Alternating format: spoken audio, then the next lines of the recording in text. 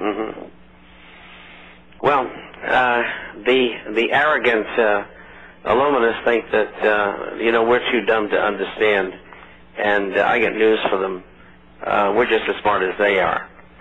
And if they'd like to know, I would. You were a lot more human, and we're a lot more compassionate and feeling, and that makes us a lot stronger than they'll give us credit for. Well, it's the arrogance and the superiority that they think that they have because of their Ivy League education, and the fact that they belong to the right groups and right clubs and so on and so forth. And I might tell them that yes, I went to university too, at one of those factories called Northeastern University. But I was accepted to Harvard in the 9th grade. I had all A's. So I'm just as smart as they are.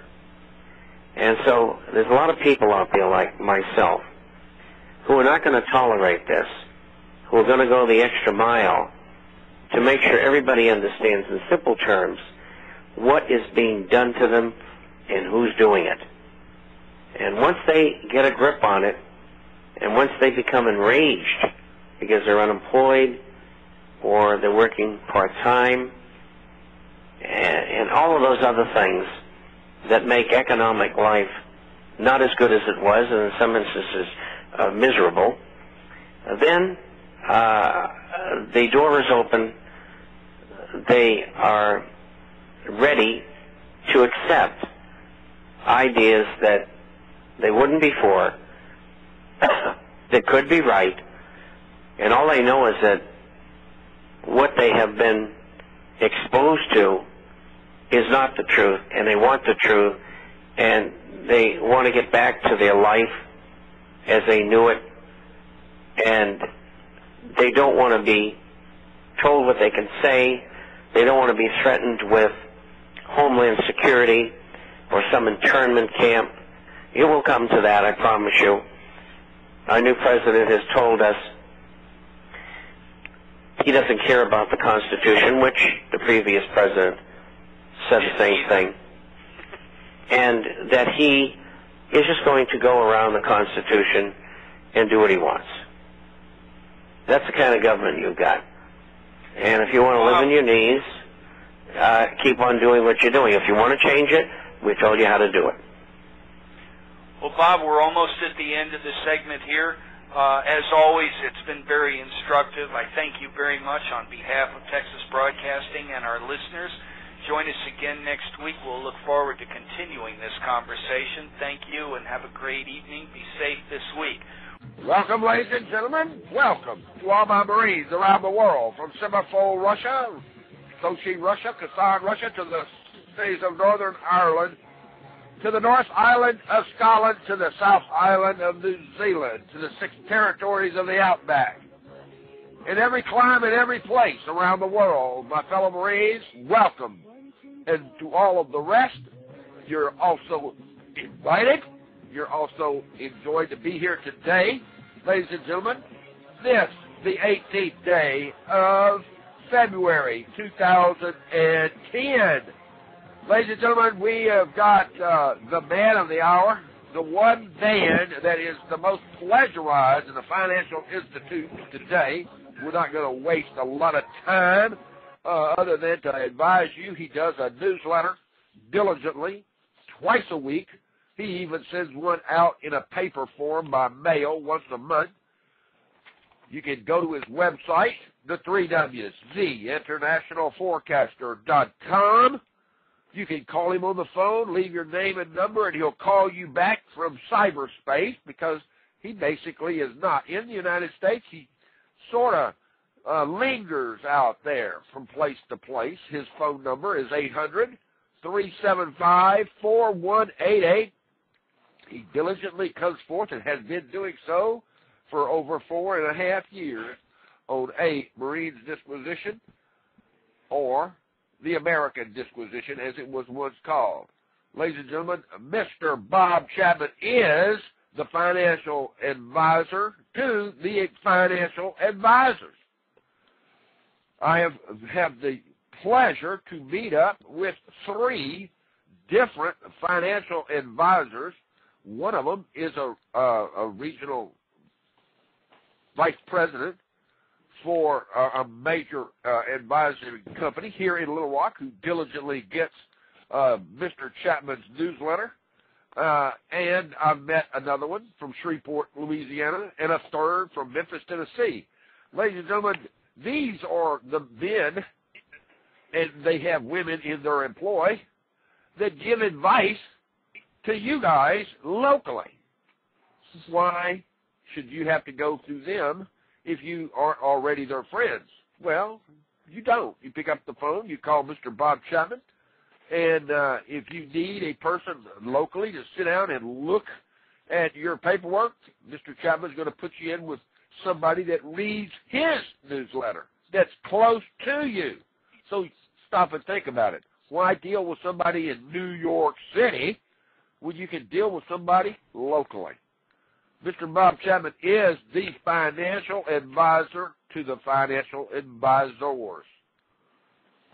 Don't have to take my word for it. Just ask the question point blank to your advisor. Do you know Mr. Bob Chapman? Oh, yeah. Well, if they're honest, they'll tell you. Remember this, ladies and gentlemen.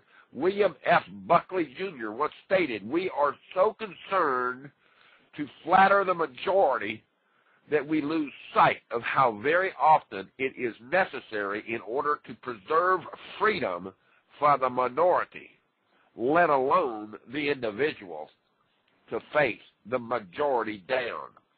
Mr. Bob Chapman is the epitome of those words of William F. Buckley, Jr. Welcome to the show, Mr. Chapman. I'm glad to have you as usual. I'm sure you've got some insight out there. And how are you doing today? We'll start that off real fast. Well, I'm doing just terrific, and thank you for all the kind words. I appreciate them. And I do try to help everybody that I can. And hopefully I'll be able to continue to do that for the next long time.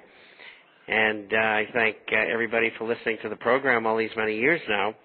And they seem to have flown by. And I really enjoy the program. I do it primarily, for no other reason, that I'm a veteran. And I know how sparse information is for people who are in the military, and so I'm here to help them. Exactly. And we had a number of gentlemen that are not going to be listening to the show live, but they sent me some questions during the course of the day, and I've got it pop up already. Are we taking phone calls? Yes, we'll take phone calls after 30 minutes, please.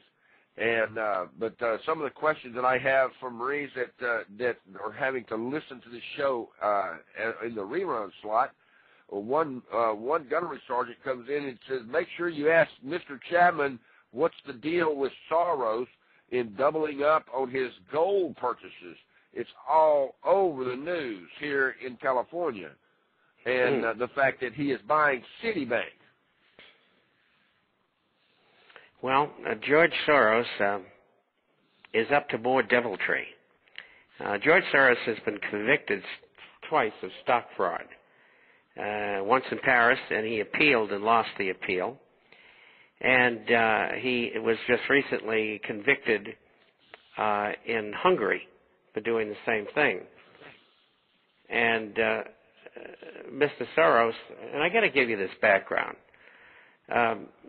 is Jewish by birth, and he and his brothers and sisters were given identification as to being non-Jewish, so they were spared the fate of many Jewish people, and people as well who argued with the Germans when they came to Hungary.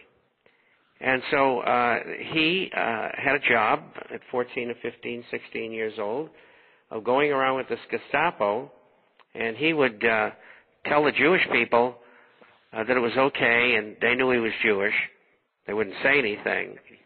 and he would find out where the valuables were, and of course the Nazis would steal them. This is the kind of person that George Soros is. He's just the bottom of the barrel. Anyway, the week before last, he said, gold's in a bubble. And, the indication is if it's in a bubble, it must be going to burst sometime, and gold's going to go down. And then we find out that he holds hundreds of millions of dollars worth of gold. Now, the only reason I can think of from him saying that would be he would be talking his book. That's what they call it in the stock brokerage business, where I spent 28 years.